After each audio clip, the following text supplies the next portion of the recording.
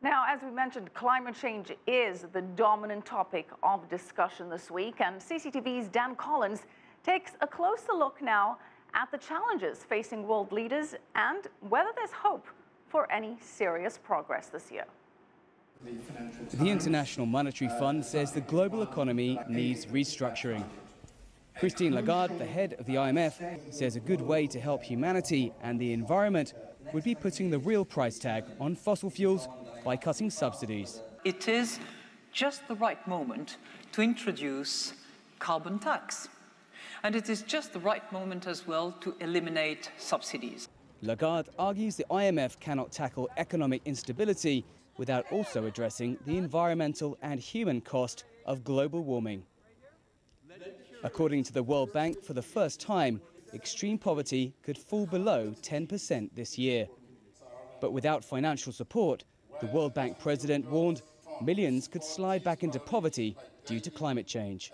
Led by countries around the world, as well as funding from the multilateral development banks, including the World Bank Group, we are seeing that there is a politically credible pathway toward the $100 billion promised ahead of Paris.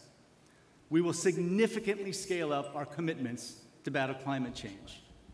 This was a tough decision for us, but it's the right thing to do. A report by the Organization for Economic Cooperation and Development says almost two-thirds of a $100 billion climate finance pledge for 2020 had been delivered by richer nations. Public and private sector pledges must exceed $35 billion over the next 5 years in order to reach the target.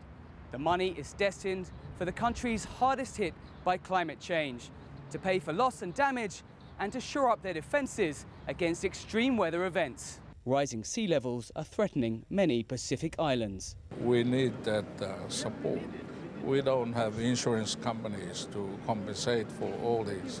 And this is why we are raising the issue of loss and damage being very important to small island developing poor states. The message from the world's financial leaders is that a low-carbon economy and sustainable growth is the way to go. As belts tighten around the world, some countries may have no choice. Dan Collyns, CCTV, Lima.